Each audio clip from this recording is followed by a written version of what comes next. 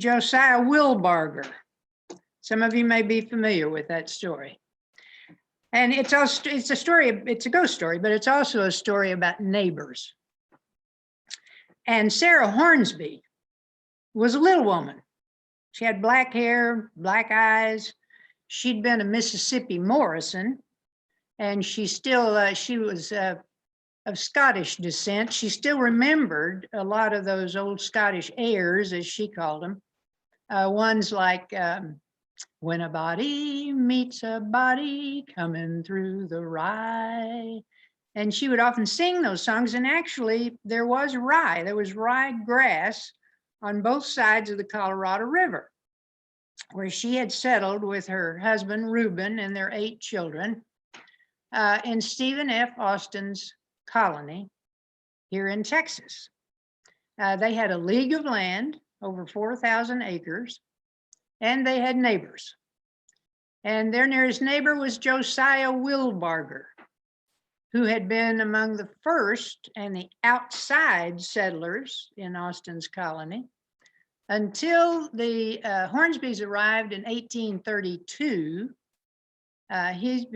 His closest neighbor had been 75 miles away.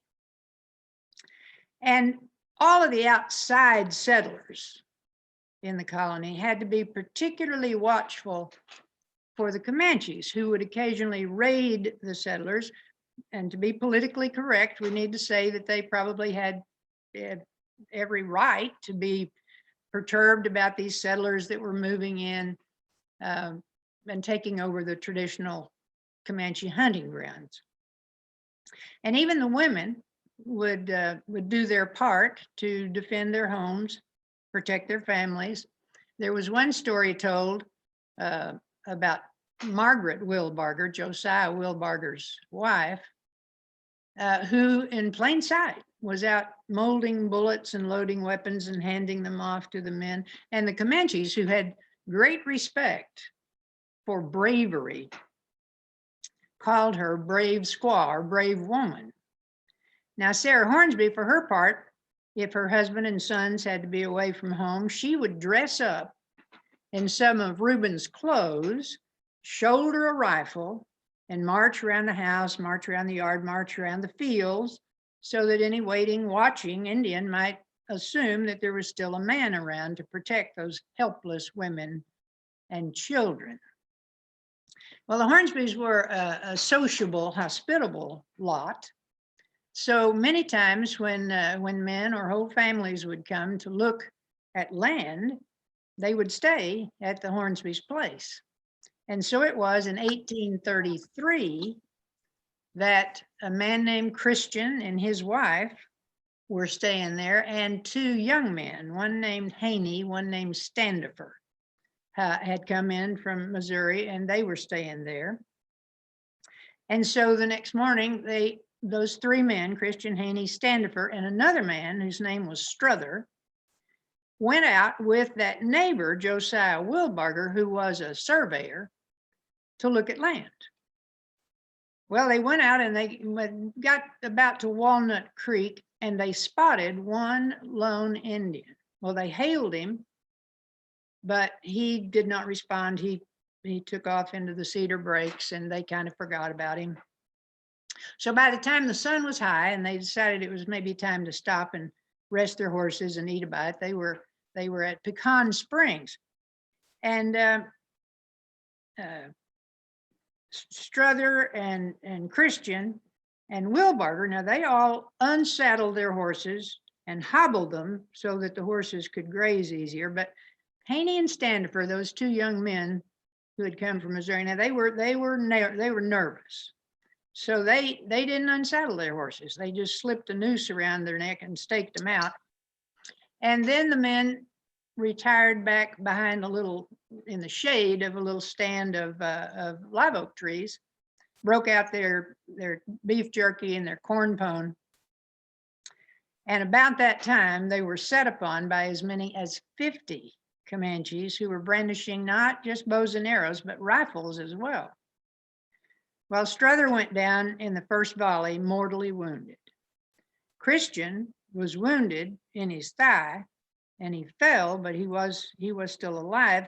Meanwhile, Wilberger and Haney and Standifer, they made it to some degree of cover behind those trees. But when Wilberger saw that Christian was wounded but still alive, he left the cover of those trees, went out and grabbed Christian and pulled him back to some degree of cover, although in doing that, Wilberger was wounded.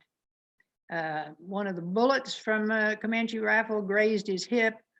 He got an arrow in one leg, and before he could get back behind the trees, he had an arrow in his other leg. And so those two young men, Handy and Standifer, already nervous, when they saw that one man was mortally wounded and the other two were incapacitated, well, they panicked and they ran for their horses, the ones that were still saddled, and they made it to those horses. They mounted up and they were headed back toward the Hornsby's place. Well, once again, Wilberger left the cover of those trees and called after the men and said, if you will not stay and help us fight, at least take us up behind you on your horses. But just as he said that, right after he got those words out of his mouth, he was struck by one of those Comanche bullets from a rifle there, and it went through his neck, came out under the left side of his chin, and he pitched forward. Well, Haney and Standifer saw that, assumed he was dead, and as they were about to ride out of sight, they saw all those Indians surrounding the fallen Wilberger, and the Indians were getting out their scalping knives. Haney and Standifer made it back to Hornsby's Bend, as it was now called, and they told the Hornsbys what they had experienced and what they had witnessed. And especially Sarah Hornsby grieved for her friend Josiah Wilberger. She determined to do what she could as a good neighbor. She would take food, she would offer what comfort she could to Josiah's wife, Margaret, and his son, John. Meanwhile, she took care of her own family and these two men who had survived, but they all went to bed with heavy, heavy hearts. Now, what they did not know was Wilberger was not dead. Miraculously, that rifle ball that went through his neck, came out under the left side of his jaw, had missed any vital arteries, veins. It had nicked the very top of his spinal cord and temporarily paralyzed him. But when he pitched forward, he was still conscious. When those Comanches surrounded him and began to cut and tear pieces of his scalp, he was still conscious. Now, he felt no pain because of the paralysis, but he would later say that the sound of that scalping was like distant thunder. Well, the Comanches thought that he was dead, that his neck was broken. So they did not slit his throat as they did with the other two, Christian and Stuther. And all they did was take every bit of his clothing, except for one sock, and then they left. Well, then Wilberger did lose consciousness. And he did not really come to until later in the afternoon. Now, this was August in 1833. When he did awaken, he was badly, badly sunburned. He was intolerably thirsty. So he managed to crawl to the little pool that was made by the spring, and he actually just crawled into it, just submerged himself in that cold, cold water. He managed to eat a few snails. He took that one piece of clothing that was left to him, that sock, and he wet it with that cold water. He put it on his wounded head, and he sat in that spring until he was numb, until he was shriveled. And then he decided that he really should try to get himself back to the Hornsby's place, but that was 6 or 7 miles away. So he got out, he crawled for maybe 600 yards, and then he was so weak that all he could do was lean back against the trunk of a post oak tree, and we might imagine that he was ready to just give up, to say, I've gone as far as I can go. And it was at that moment that he saw a figure coming toward him. And as it got closer, he recognized that figure. It was his sister, Margaret Clifton. And yet he knew she lived in Missouri, so close to St. Louis. So what could she be doing here? And yet when that figure spoke, it was the voice of his sister who said, "Brother Josiah, stay where you are. You are too weak to go on. Your friends will come for you before the sun sets tomorrow." And then that figure began to move off in the general direction of Hornsby's Bend. And Josiah called after that figure and said, "Wait, stay." But she did not. Now, just after midnight, Sarah Hornsby woke up and she shook her husband Reuben awake and she said, "Wilberger is alive. I have seen him in a dream. He is wounded. He is naked. He is scalped, but he is alive and you must go get him." Reuben said, "Oh, you heard Haney and Standifer. Josiah was shot. He was scalped. There's no way he can be alive. You just had a bad dream. Go back to sleep." And so she did. But then just after 3 o'clock, she woke up again. And this time she got up and she made Reuben get up. And she said, "Josiah is alive. I have seen him again in a dream. He is leaning against a tree. And you must go get him." Well, she wouldn't take no for an answer. She got the other two men up and she fixed coffee and she fixed breakfast and she sent them off by daybreak, sending with them 3 of her most prized possessions, 3 bed sheets that she had brought with her all the way from Missouri. And off they went that daybreak and they reached Pecan Springs and they found Struther and they found Christian and they covered them with 2 of those sheets. They also found a dead Comanche wrapped in a buffalo robe, but they did not find Wilberger. So they ranged farther and farther from the point of attack, and finally one of the men came upon a red man leaning against a tree, and that man called to the others as he raised his rifle and he said, "Here they are, boys." And somehow that wounded, bloodied man got himself up to his feet and said, "Don't shoot, it's Wilberger." Well, they wrapped Wilberger in that 3rd sheet. They managed to get him up behind Hornsby, or maybe it was one of Hornsby's sons, to make that ride back to Hornsby's Bend. And when they got back to Hornsby's Bend, Sarah met them and she said, "I knew you'd find him."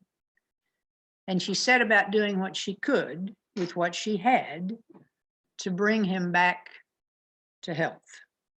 She put bear oil on that wounded head with what she could concoct from roots and other kinds of plants. She tried to bring down his fever. But while he was delirious, he talked about having seen his sister.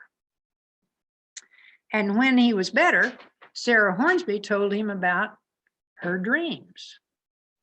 And together they figured that somehow Margaret Clifton or her spirit had made it to each of them and had probably saved his life.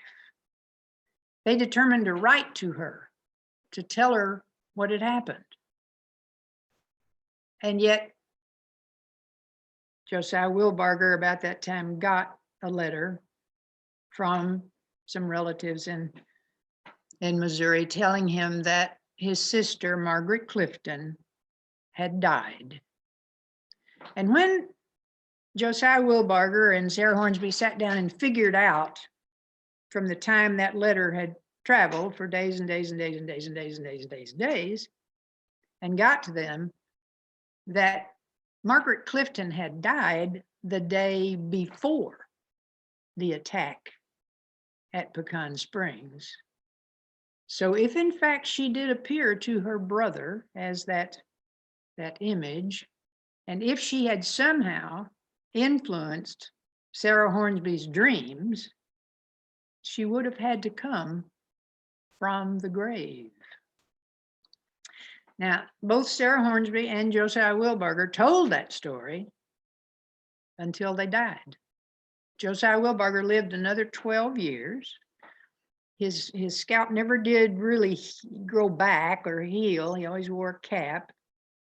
And the story is that he was going into a granary one day with a low doorway, and he actually hit his head on the top of the door lintel, and it got infected, and he did die, technically, I guess, from the wound, but 12 years later. Sarah Hornsby lived to be in her 80s, and both of those people and their spouses are buried in the cemetery there in Austin, the official Texas State Cemetery.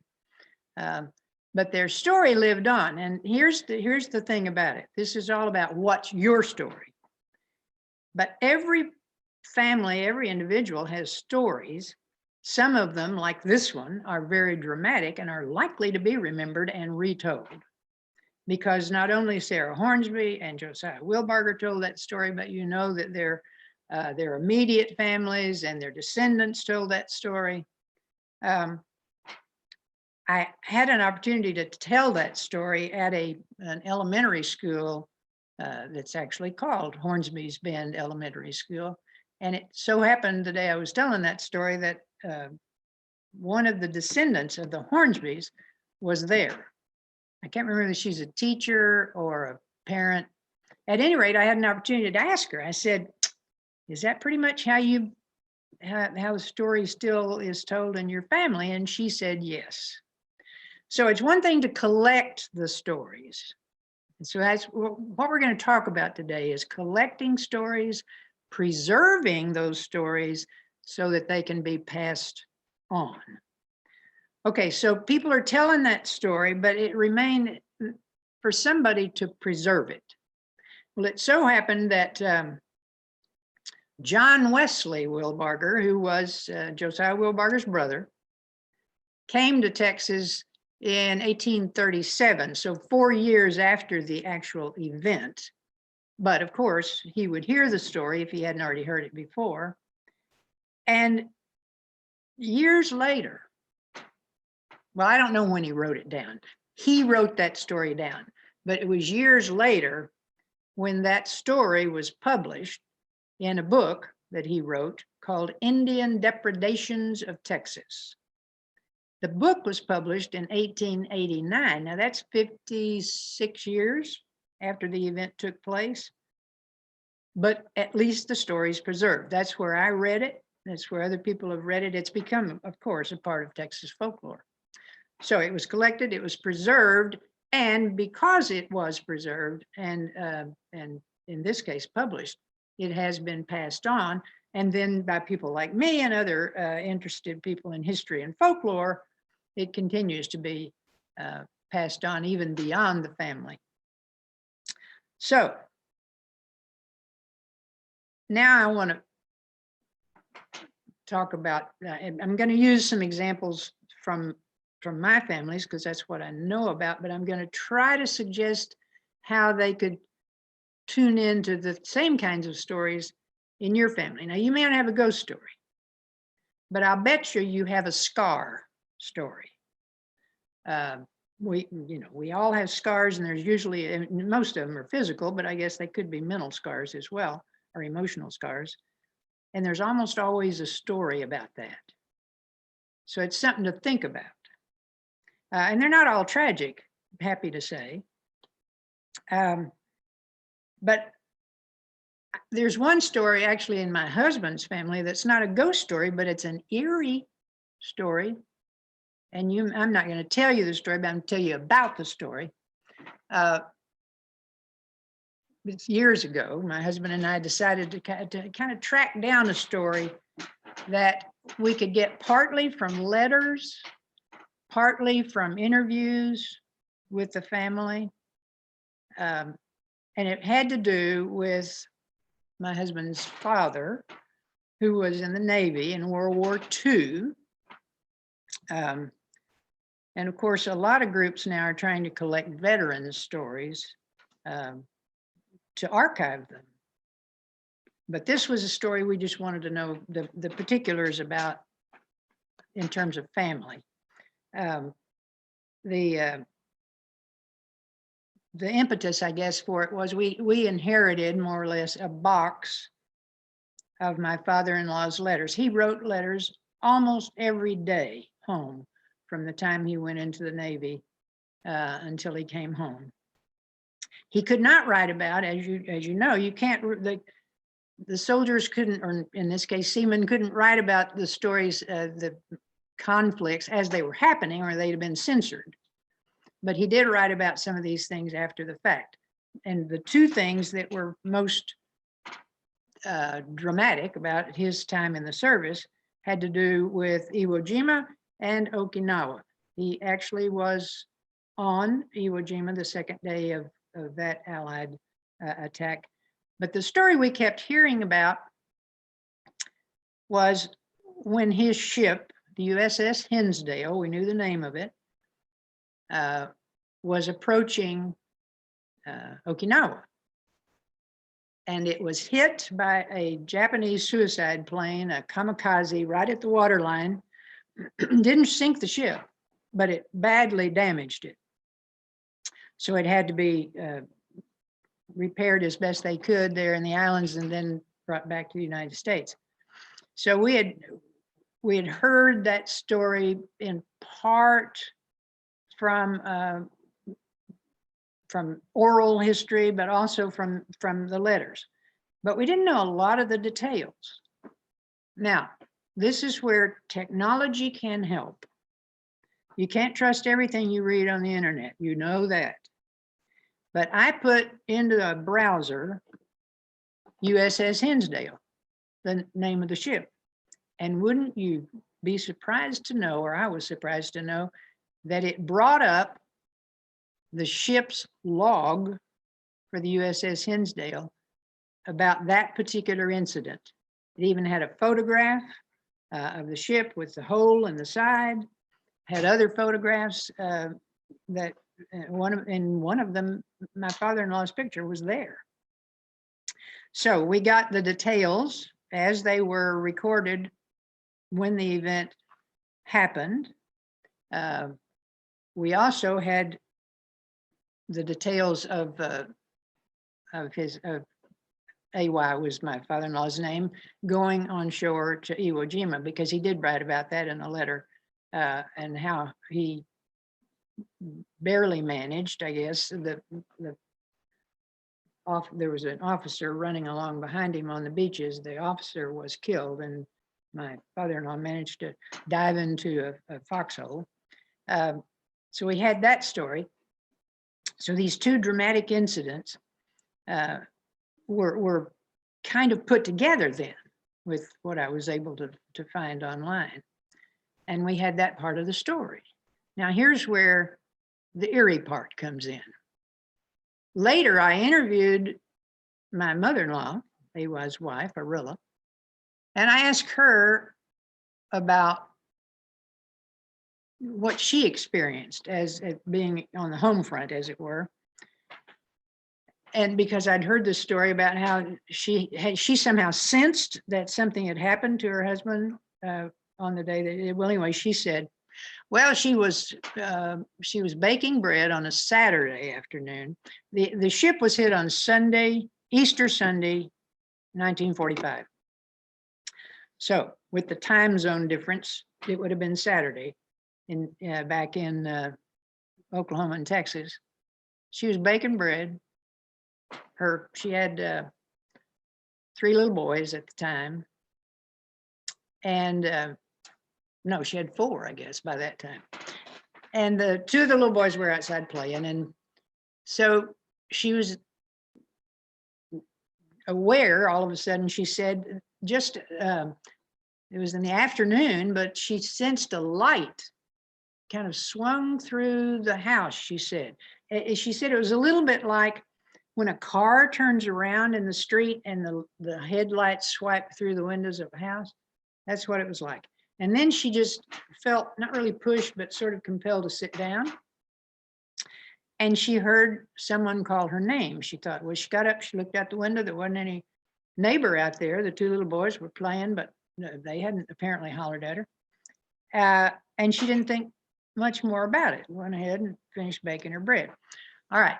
So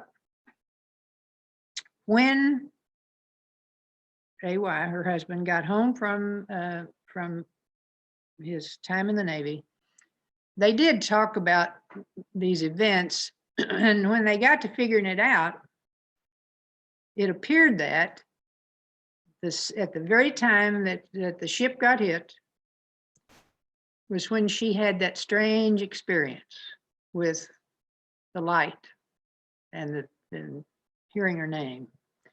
Now, my husband remembered, he was one of those little boys out playing outside, and he remembered hearing, he thought, his mother say, A.Y., something's happened to A.Y. When I asked my mother-in-law about it, she said she didn't remember doing that. So here's one truth about collecting the stories. They're not always going to agree when two people are telling the same story. So what do you do about that? You include them both, because they're both valid as memories. And they contribute to the overall truth of the story. So neither of my in-laws was a believer in the occult or anything approaching some sort of ESP or whatever, but they both agreed that that is what happened. So again, those kinds of coincidences that happen in your life, sometime in your family's life, maybe among, I guess, the more dramatic kinds of stories. And I guess the point to be made there is that once you begin to piece together a story, because very seldom does a story come to you all of a piece. You kind of have to gather a little bit here and a little bit here. It's kind of like putting together a patchwork quilt. And then finally you get the pieces together and you begin to have a whole. And so some of that may come from the letters, some of it may come from interviews, some of it may come from research on the internet. And it's also, it seldom happens fast, at least for me. And it has to sort of sometimes stew around a little before you get to the point that you think you kind of know where you want to go with it. I use a bit of a backstory when I tell that story about about A.Y.'s experience in World War II, because sometimes that helps too. Because when he was drafted, and this was, of course, back in the years of the draft, A.Y. was already in his 30s. He was in the retail oil business, and he was married and had 3 sons with another one on the way at the time. He probably could have gotten out of the draft because there were some limitations imposed about that time that exempted some men who were of a certain age and had certain family circumstances and were in what were considered to be vital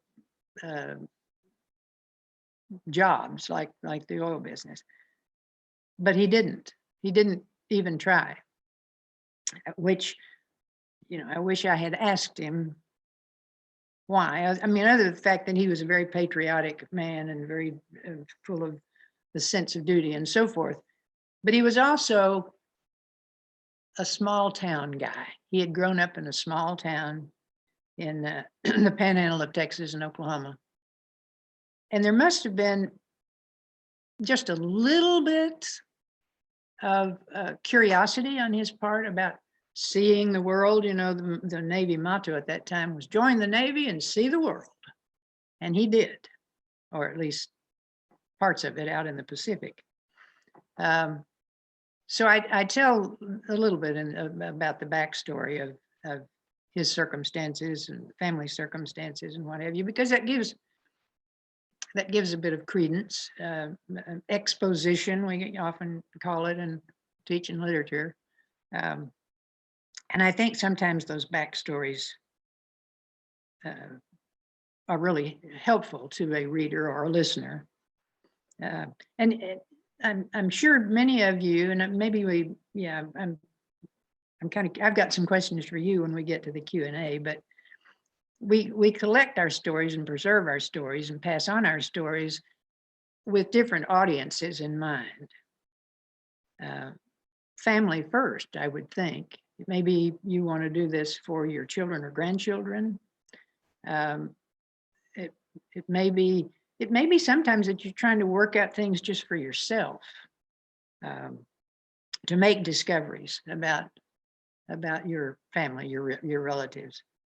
Some of you may, in fact, want to have a more public exposure, I guess. I do that now as a storyteller, and was reluctant in the beginning to tell personal stories, but when they are the kinds of stories that can touch other people and have a kind of universal quality to them, I think that makes them valuable as a means of communication. And a lot of folklore, historical folklore, like the one about Josiah Wilberger, have a real impact as part of history too. So anyway, we'll talk about that when we get to the Q&A. I tell a story that I think we can relate to. I was trying to think how we relate in this day and time to what's going on. We're in the midst of a pandemic. Nobody needs to be reminded of that. It's not the first time that there's been a pandemic. People keep harking back to the flu pandemic in the early part of the 20th century. And so times are not normal. And I don't know about you. Somebody asked me the other day, are you writing down stories about COVID, about the coronavirus? And I thought, no, I'm not, but maybe I should. I don't know whether you keep a journal or anything, or even I actually write letters occasionally, and I have an aunt, 92-year-old aunt, God love her, who's trying to keep the family together, and she's learned to email, so we email back and forth, and I just think I need to print those out because, you know, we tend to let them go more than we do letters. But anyway, she's been writing about what she's going through. She's in Oregon, and we're all doing that. We're all doing Zoom now. And who knew Zoom before this pandemic set out? And some of that's funny. I was telling Misha when we were kind of doing the warm up that I got to go with a group of friends about my age. We were trying to have a little Zoom reunion, and we spent all of our time saying, now what button do I push to get in, and how do I mute or unmute? So we didn't even get to visit very much because the technology had taken us over. So some of it's sunny, some of it, unfortunately, can be sad. We know 2 people now who are in the hospital with COVID, and we certainly know the statistics because we hear those every day.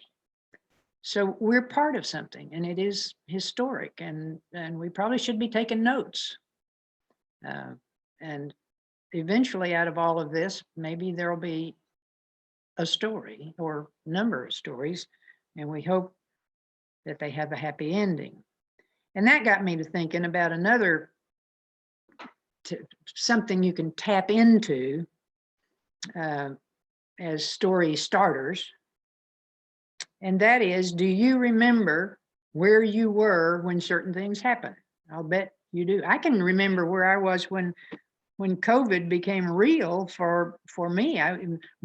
Friday the 13th, March this year, 2020, I was at a storytelling festival. And the event had been going, well, it started on Thursday night, the 12th, with ghost stories appropriately.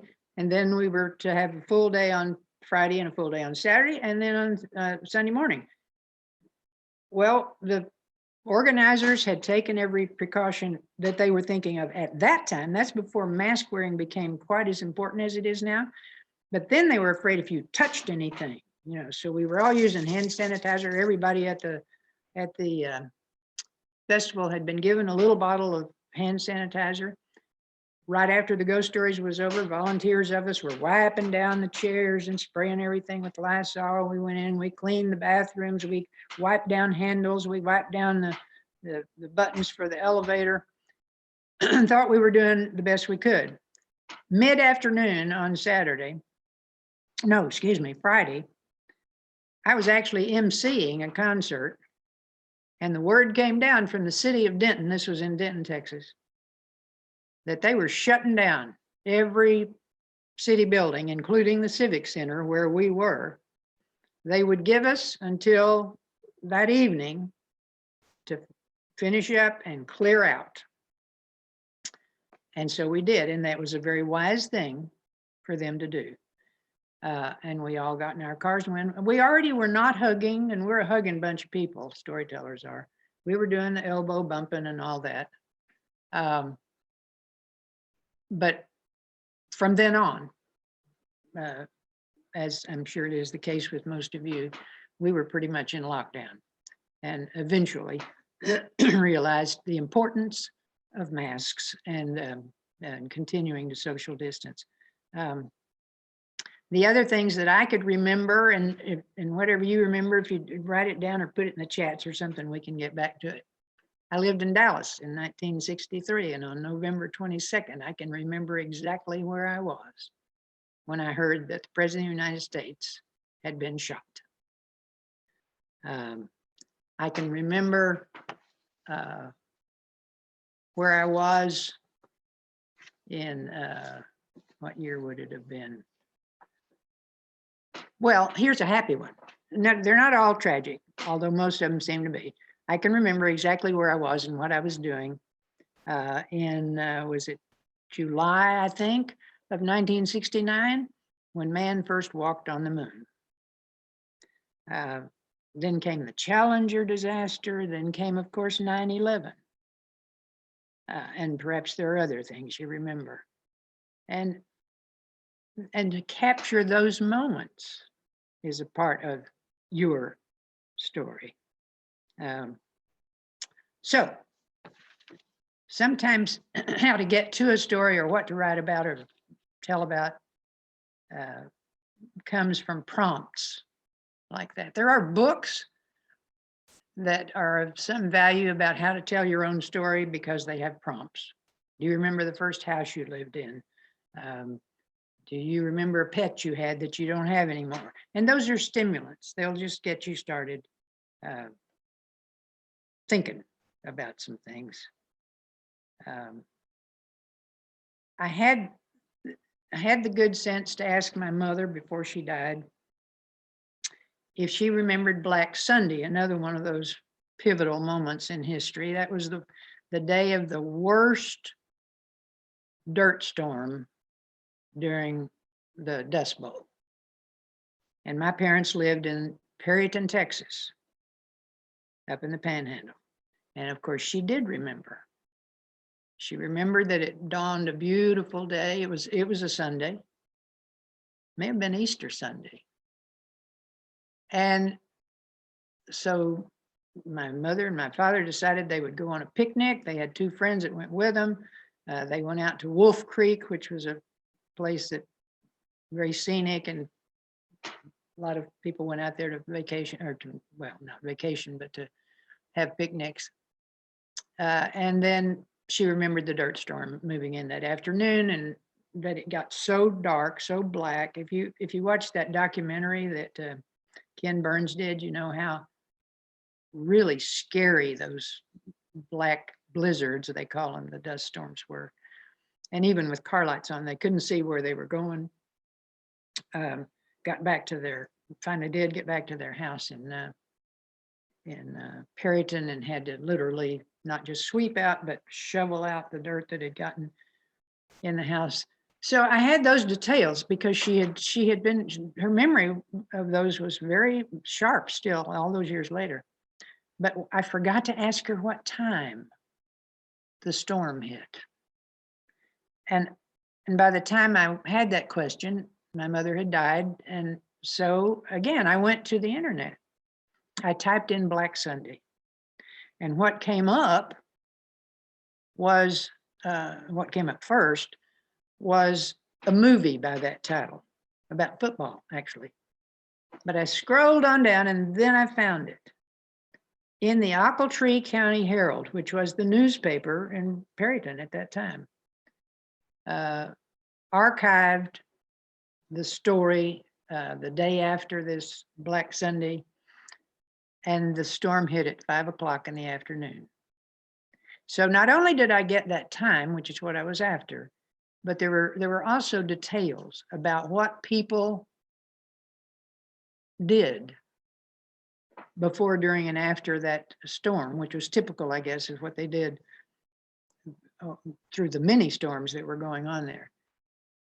They, as my parents did, they would often have to put wet sheets or blankets over the windows and the doors. They would stuff rags in where there might be any cracks. And after the storm, not only did they have to sweep out and shovel out, but they would go through the house. And my mother didn't tell me this. This is what I read in the newspaper, but I thought, you know, I bet they did that. So I say in my story, they might have, you can always qualify, they might have taken wet dish towels or tow sacks and gone through the house, swinging those over their heads to collect that fine, fine dust that just hung in the air. And then I remembered that my mother always stored her dishes, especially her glasses, in the cupboard upside down. I never had even thought to ask why. And then I figured it out. They had to do that, or the dust would filter down in or on those dishes.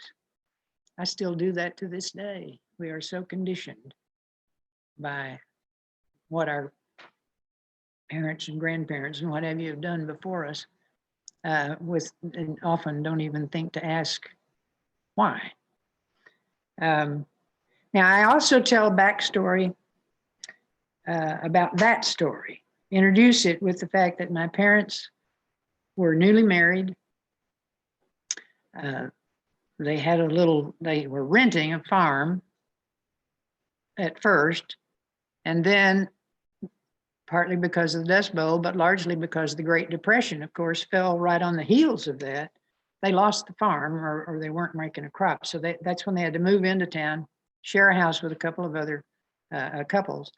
And my dad went to work for the PWA, building roads through that part of Texas. And then they began to, of course, endure those dirt storms. And then I also have a kind of an epilogue. There's a bit of an epilogue with the story about AY in World War II also, when I bring in the part about my husband remembering hearing his mother say something's happened to AY. But the epilogue kind of at the end of the Black Sunday story is, and again, it's enough of an uplifting thought, at least, that it's not so oppressive as it is to just leave it with everybody having to dig dirt out of the house. Because my mother, and this is one of the things she told me when I asked her about that story. She said, no, you know, the funny thing about it is, as bad as all that was, I still have good memories about that time. Because, she said, even though they were hard times, they were shared hard times. And so we learned to keep the faith. Keep the faith in God, keep the faith in ourselves, to keep the faith in each other. And that sort of thematic lifting up of the moment is what keeps it from being too sad a story to tell, I think, sometimes. I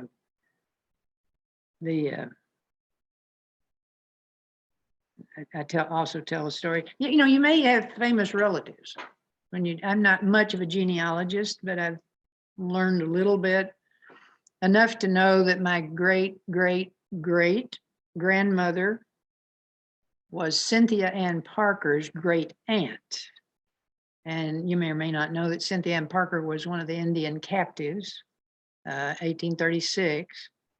And she actually lived as a Comanche after she was kidnapped at age 9, and actually married a Comanche chief, and had 3 children, 2 boys and a girl.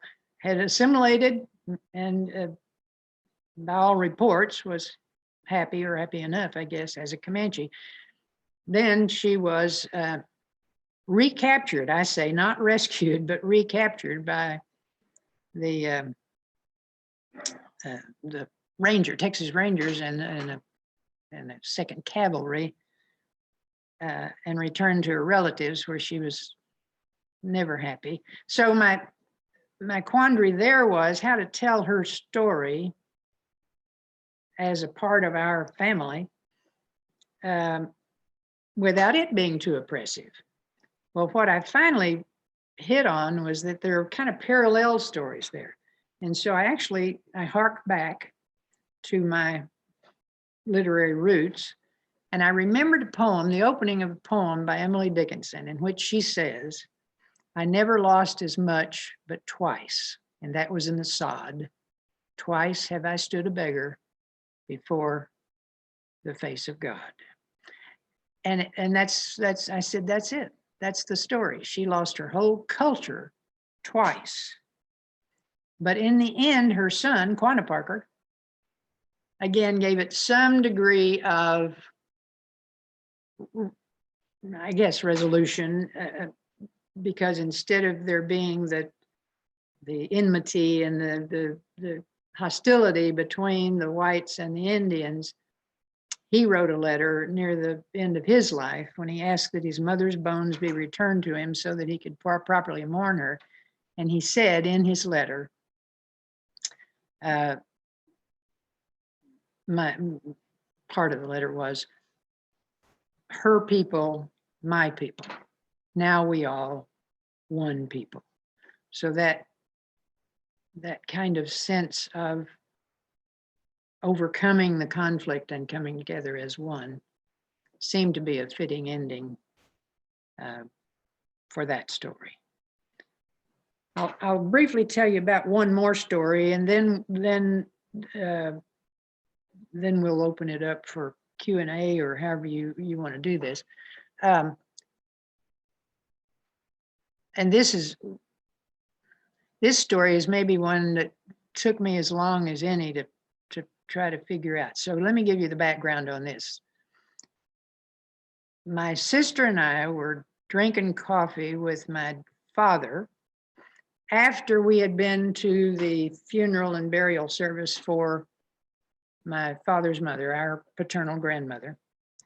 And my father said, very conversationally, as we were sitting there at this little table in small town, Miami, Texas, he said, "Pop killed a man once." Well, that got our attention. Now, we were both grown women, and we had never heard this story or anything about this story. And we wondered why. And we wanted to know more. So we asked, what's the story here? And my father said, well, we lived neighbors to the Curtises. My family's name was Christopher. The Christophers lived neighbors to the Curtises. And the Christophers had hogs, and the Curtises had dogs. And one day, my father said, one of the Curtis dogs might near chewed the ear off of one of the Christopher hogs, and that's what started it.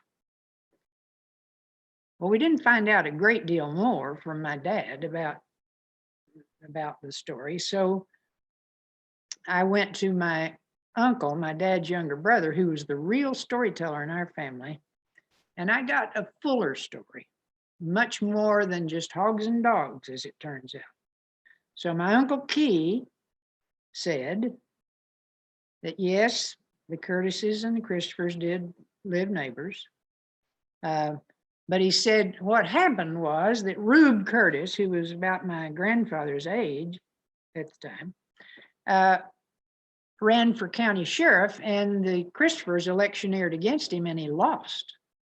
And he vowed, Rube did, to get even with every one of the Christophers, he said. And he started with one of my grandfather's older brothers, caught him downtown and beat him up pretty bad.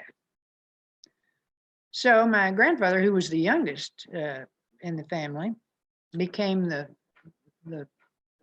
man of the family, I guess, and he's the one who would do the family business. Well, he had a run-in with Rube at the bank one day, but he got the better of him. But Rube threatened him. He said, "I'm going to get even with you, Christopher. I'm going to get even with you." And he did try.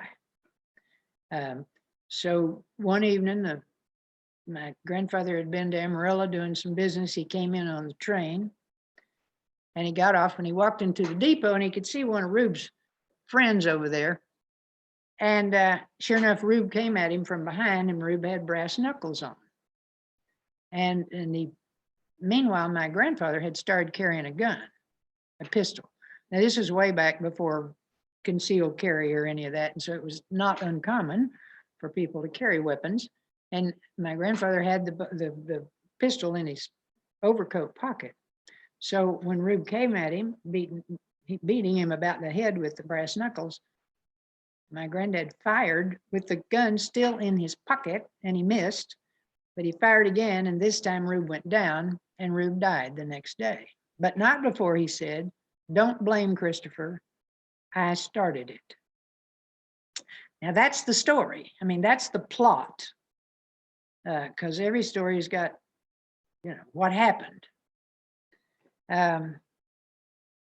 But then, for part of my life, I was a journalist. So I learned about the 5 W's and the H, the who, what, when, where, why, how.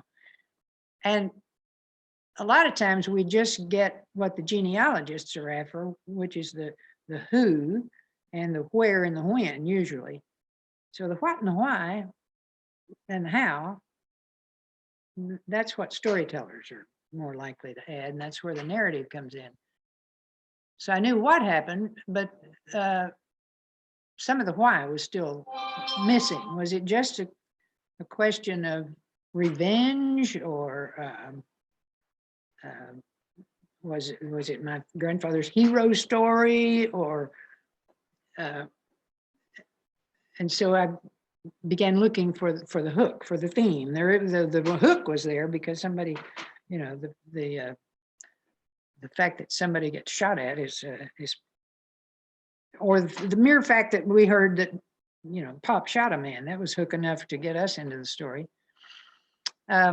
So if we go through the narrative essentials, I'll put on my English professor's hat here. We've got the plot, which is also often got a theme. We've got the characters. So primarily we've got Rube and we've got Willie. That was my grandfather was William, but nearly everybody called him Willie. So if we see Rube as the antagonist and Willie as the protagonist, we've got setting. This was early 20th century, small town up in the Texas panhandle. And we've got point of view. My only choice of point of view was third person, once removed from the source, the oral source. And we've got conflict, physical conflict to be sure, but it occurred to me that it might also be sort of a socioeconomic conflict, because the Christophers, my family, were counted among the good families in Roberts County, meaning, I guess, that they went to church on Sunday and they did fairly well in business. And my grandfather was seen to be kind of an up-and-comer. Rube, on the other hand, was a bit of a bully and a fighter, and probably was not considered to be an up-and-comer, even though he might have wanted to be. Maybe that's why he ran for sheriff. So what I did was, I turned again to my literary roots, and I reread Beowulf, because it seemed to me if my family had an epic, this would have to be it. So if my grandfather, from my perspective anyway, was going to be the hero, the untried, untested hero, as Beowulf was, and if Rube was going to be the outsider, which is what Grendel was, and he was pretty upset about it, and that's why he kept coming in and eating the things. But it was partly because he was regarded as an outsider. There was the code of honor, kind of a frontier code in this case. And that gave me a kind of a pattern by which I could sort of organize the story. And it too sort of has a happy ending, except for Rube, in that there was a trial, actually, so there's kind of an epilogue to this story too. My grandfather was no-billed because it was clearly self-defense, but he demanded a trial because he wanted full acquittal. And that's a whole nother story in itself. But at the end of the trial, one of Granddad's brothers or cousins, I forget which, who had a rifle with him, they were all carrying guns, walked into the room where Rube's family was to pick up a Navajo blanket they'd left in there or something, but one of the Curtis babies was on that blanket, and one of the, I guess, of course, this is all from my family's viewpoint. I'd love to hear what the Curtises have to say about it. One of the Curtis relatives kind of made a menacing move, I guess, or something, which made the Christopher relative lift his, not point his weapon, but lift it up. And then he looked down, my relative did, and saw that baby on that blanket and said, "We have no quarrel with you. Keep that blanket as long as you want," and turned and walked out. So totally diffusing the whole thing. And again, sort of like the Quanah Parker, Cynthia Ann Parker story, by recognizing a degree of unity in humanity to deflect that kind of animosity and anger and what have you, that could have been a part of that story. So let me recap, and then let's open up for any questions you have. Let me go through, I'm not sure I finished the narrative elements. The plot and theme, that's really important. You got to go there because otherwise you don't have a story. The characters, got to have characters. They don't all have to be human. You can tell stories about pets or all kinds of animals and what have you. The setting, you need to ground it with some degree of where you are and when you are in time. The conflict has got to be there, else you don't have a story. It doesn't have to be physical conflict. It can be internal. It can be trying to figure out what you want to do about something. It can be very subtle, but there needs to be some degree of conflict. Point of view, you got to decide. Of course, if it's your story, you're telling it in first person. But if it's somebody else's story, there are people who take on the persona of a relative to try to, and sometimes that's helpful to try to see what that relative might have been seeing. The language, how you're going to couch it, in whether you're going to use the vernacular for one reason or another. And overall tone, I don't think I got to that part, but sometimes a story is funny. It's a humorous story. That's great. Other times it can be eerie, like we talked about earlier. It can be, I think of that story about my grandfather killing a man as being seriously reflective, if anything. And then it gives you a better sense, and those are not going to come all at once, and they're not going to come quickly, or at least not in my case. I think I spent 2 years writing the Cynthia Ann Parker story, and months writing that one about my grandfather, having to work that out. So if you can find a pattern, that's great. If you can rely on some literary thing, that's great too. I tell a story about Charles Goodnight, who was one of my husband's relatives. Actually, he'd be a great uncle. Yeah. Through the matrilineal line, since Goodnight didn't have any children of his own. And there's a story about it. If you've read Lonesome Dove, that's a story that is based on the story of Goodnight and Loving, who established the Goodnight Loving cattle trail.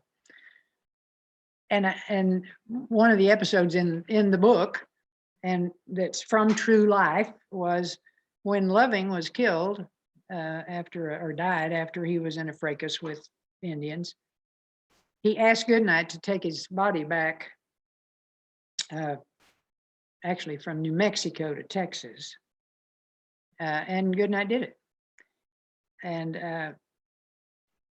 I end that story by talking about the fact that they're important historically because they did develop the cattle trail.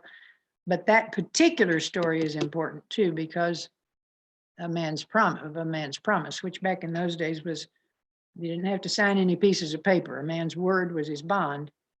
So to keep that promise, that he had promises to keep, even though he had miles to go before he slept, of course, is a line drawn directly from, or pretty directly from, Robert Frost's story about stopping by woods on a snowy evening. I always give him credit. I try to explain my attributions.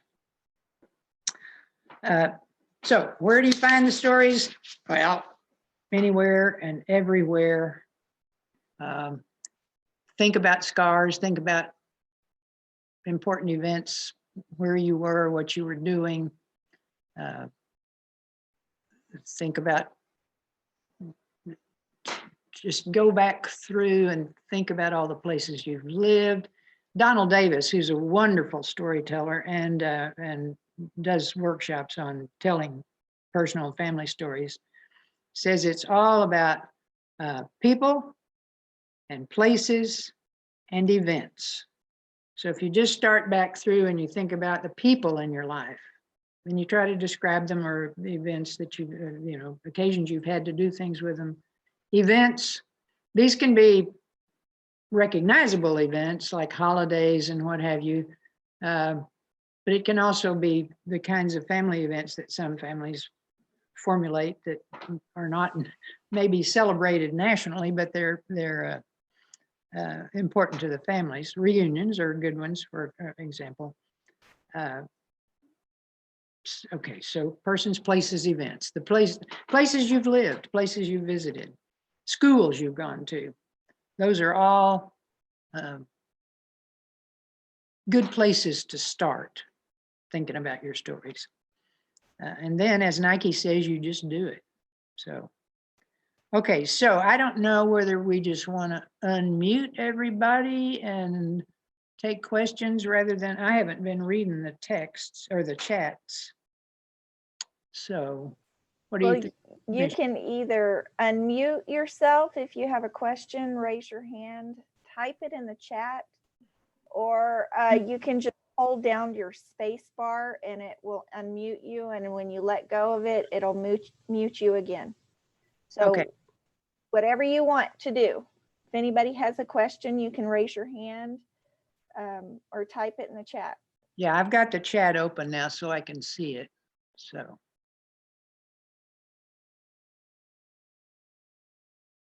But everybody is free to unmute themselves.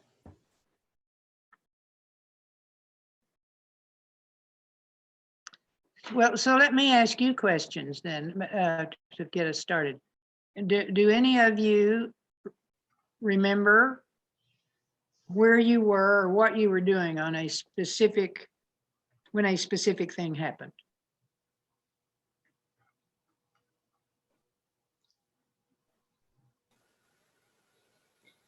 Well, this is Meryl. Okay. Can you hear me? Yes. Good, because the last time I tried this, my mic didn't work. You're good. So you mentioned about when you heard about when President Kennedy was killed. And I was sitting in my 7th grade classroom at Hartman Junior High. And our teacher announced it. And many of us just started crying. And he had just been to Houston, which is where I lived at that time, the day before. So it really struck home that we had just seen him. I went to see him. I was able to see him pass down the boulevard from the airport, from Hobby Airport. And then the next day he was gone. So that was a very, you know, and that, like you said, I remember so many of the things, and the fact that we had just seen him, I think, made it even more impressive. Stuck with us more. Exactly. Yeah. And I, as I say, I lived in Dallas, but I was teaching at what is now the University of Texas at Arlington. It was Arlington State College back then. And of course, all of us were excited just to be in the same neighborhood. But what I remember about that day that, again, was a little bit eerie. I was teaching journalism and English, and I had a journalism class. I think it was a 9 o'clock class. And as I was pulling my roll book and what have you out of my briefcase, I heard this sweet young thing say, someone ought to shoot him. Now, I figure she was just a little parrot that she'd heard somebody say that. At that time, Dallas was, you know, the stronghold of the John Birch Society, and there'd been a big full-page ad opposed to Kennedy and what have you. And normally I didn't respond to what the students said in their own conversations, even if I heard them. But for some reason that morning, I kind of turned on her and I said, you know, you're in a journalism class where we're supposed to be talking about responsible use of the language. And what you just said was very irresponsible use of the language. And I think I said, I don't think I'm making this up. I think I said, somebody could hear you say that and choose to take action. And I walked out of that class. I had another English class, I think. Anyway, it was about noon when I got back to my office building. And when I walked in the door, I mean, the hall was deserted, except for one young man who was coming toward me. And he looked very stricken and he said, the president's been shot. And I said, I don't want to hear any more of that kind of talk. And he said, no, ma'am, really. So I went to the English office in that building and they had the radio on. This was before everybody had TVs in the offices. And I heard them say he's been taken to Parkland Hospital and we do not know his condition at this time. And of course, those are, as you say, the moments that just are so clear in your mind because of your own particular association with those events. So it's a good thing to write them down because that makes you a part of history. So I encourage all of you to do that. Go ahead. I have a question. Do you have a suggestion on best ways to document all these stories? Just put them in a Word document, or a way to organize them, file them? I wish I had a really good answer for that because I've tried 2 or 3 things. Because I am so old school and I really don't trust anything electronic. I have files on the computer, but I tend to print them out and put them in notebooks and that sort of thing. In part because I'm also a visual learner, so it just helps me to have the picture. If I've got pictures, I put pictures with it, and then I have the text. And so I have a lot of 3-ring notebooks in my office with family names on them or family stories on them. So other people may have suggestions that are better than mine. But anyway, that's how I do it. I do the files on the computer, but I also do print out files. Oh, Donna, Yes. I have a question. I'm going to try and write a family history of my family, and I've got lots of old photographs. Mhm. And I'm just wondering, it's beginning to feel a little overwhelming. Yep. If you have any ideas on how to get things organized, I mean, I think that's what the other person was asking you as well. But even going back to the early 1900s and working back from there, if you but try to separate things by time, or what would you suggest? I've wrestled with that problem too, because what I started out doing was doing it by family member. That was partly the genealogy idea. But then the timeline, as you say, gets interrupted because you almost need to go back and say, but while this was going on with this person, something else was happening over here. Mhm. So so one thing that I've tried, I'm not sure it's the answer, but here's what I've tried, is to do a timeline. And I saw this suggestion from someone else. It may have been Donald Davis, actually, to make your timeline with where the present moment is the center, and then you start going back to, which would be to your 1900 or whatever. And then, oh, wait, I'm wrong. You start with when you were born, your birth year. Then you go back, and then you go forward on the other timeline.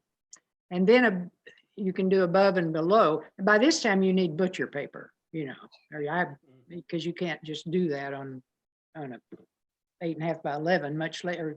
So I have a long, it's like a scroll. And you put in significant events, and you put in and the persons with whom those are associated, and that's kind of your unwieldy but perhaps helpful outline for what you're doing. And then from then on, I think the only way you can begin to collect your stories is one at a time. Okay. There's a book by, who wrote it? Sarah Bird, I think. No. Anne Lamott, I think. Bird by Bird. It's called Bird by Bird. And Yeah. that's her philosophy, is that, you can be just overwhelmed by the whole project, but if you just do it bird by bird or bird by story, which also means that you don't necessarily have to do it in chronological order. I might add one Yeah. other thing, because I'm in the process of doing that. I've been scanning for probably 7 years, and every time like when my father died or my mother died, I take their pictures, and before I got really technically proficient, I put it to music and told the story. And now I've archived all of the ones that weren't digital, and I have digital. And during the COVID, what I've done, and it's just like what you said, is there's so much. So I organized it by person, and it's gonna take me a long time. But like recently, my aunt celebrated her 90th birthday. So we couldn't see her. So I used Shutterfly. I think it's called Shutterfly. And I did a book for her. And then she couldn't really use a computer. So I sent it to her in hard copy. And then I was able to transfer it electronically to the family members, and everybody could see it when they called her on the phone. And I'm getting ready to do the same thing for my mother-in-law. And then, so I take these pictures and I create little stories with pictures. And if I can set music to it, it's great. But a lot of times older people, they're just not technically proficient. They don't need anything else, but they want the story. They want the memory. And so it's ended up being just so heartfelt during COVID that's the best thing you can get them is to let them know you love them. Absolutely. Well, and I am one of those old people who probably would want the least technology I had to deal with. So, well, I would tell you, you might write this down. The company I used is called Scan Cafe. And, you know, you're giving your most prized possessions away temporarily. And I just finished, I think it was 1,200 photos and sent it to them, and they bring it to you on a jump drive. And I just sent another box yesterday. And they're the most affordable because it can get expensive. And sometimes they run promotions, but they will do digitize all forms, pictures, you know, just everything. And so it's particularly hard with old photos, and they'll also do some reconstruction. Digital is easy now, but it's the old stuff that's kind of hard. Right. Well, that's good to know. Yeah. I wrote that down. I think they're the best. Yeah. Can I ask one more question? Sure.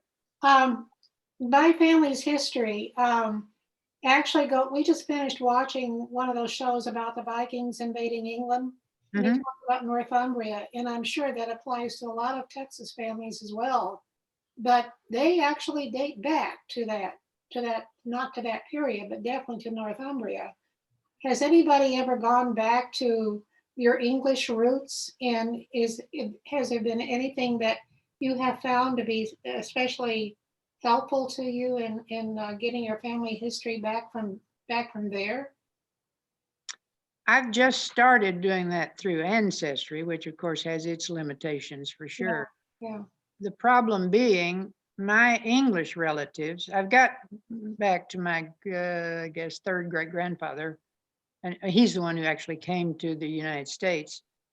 But his name was Frederick Cox. Well, you have no idea how many Frederick Coxes there are in England, even in Nottinghamshire, which is where he was from. So that's where I am now, is trying to sort out the ones that might actually be my relatives and the ones that aren't. So certainly I haven't gone back as far as the early settlers in the United Kingdom. Now I want to go to England when we're able to travel again, and actually go to the places. Although, I'm sure if you went to those old records, it'd be the same thing. You'd still say, well, is this the right Cox? Or it's addictive, but it's also frustrating to do some of that.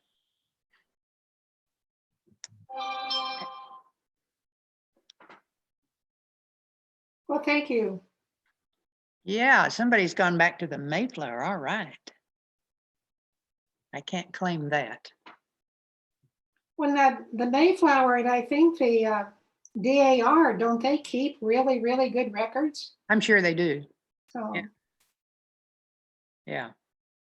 I would tell you that we did that last year. We went to Slovakia, and we have a grandmama from Slovakia who had to leave Slovakia when she was 17. Her parents were shot, and her family could not afford to keep her. So she came across the United States, and it's a long story. But bottom line, we always thought that she always told us that she had to wanted to leave for the United States because she had to marry an old man.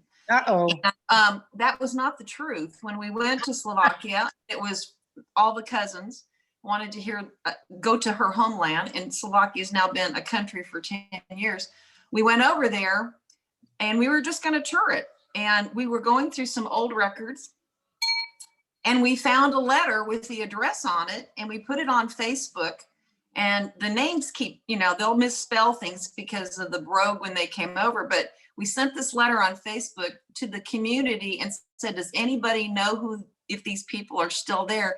And they said, and they emailed or they Facebooked us back and said, we've been looking for you.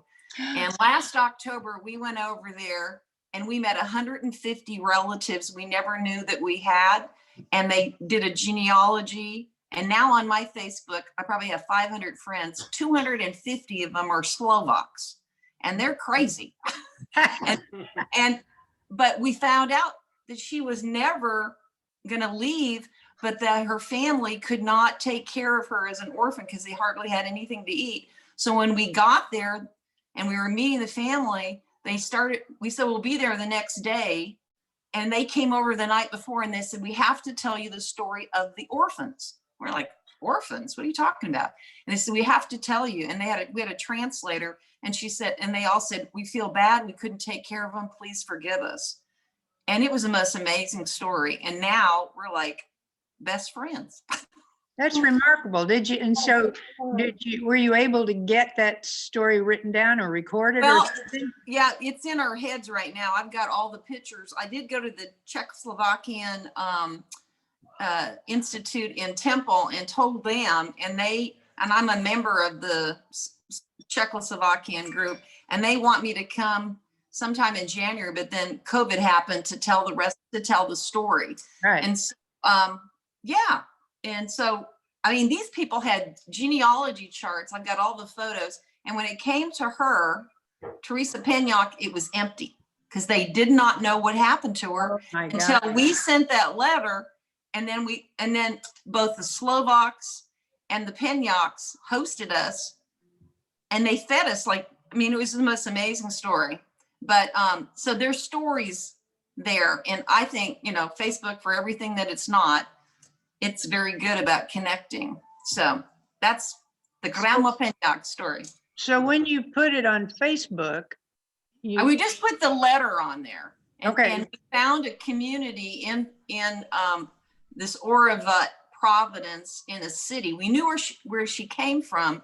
And during communism, those people did not have the ability to own anything. The Soviet. So they had Hungarians control them for about 500 years. Then the Nazis came in. And then after the Nazis, the Soviets came in, and they took over their houses in some cases. But if you were in a very remote province, you were able to keep your house. So the family would hold, you'd have a mother and father, they'd age, and the kids would stay in the house. And they would just, and that's still the way it is. In fact, when we were there, they wanted to show us the barn that they housed her before she left to the United States, and it still stands. Oh, wow.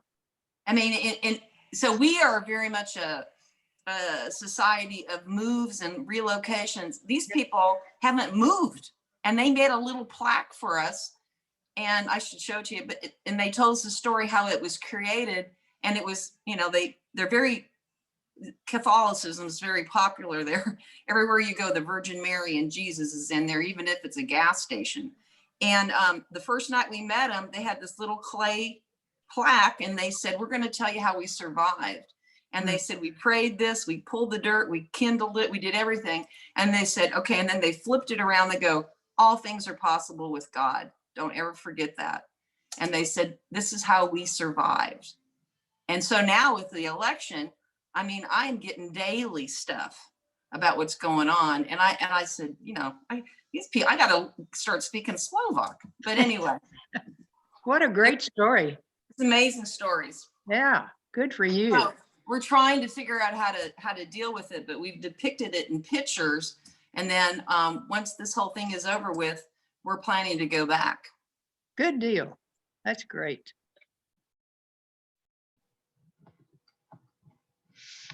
Well, you guys have been great.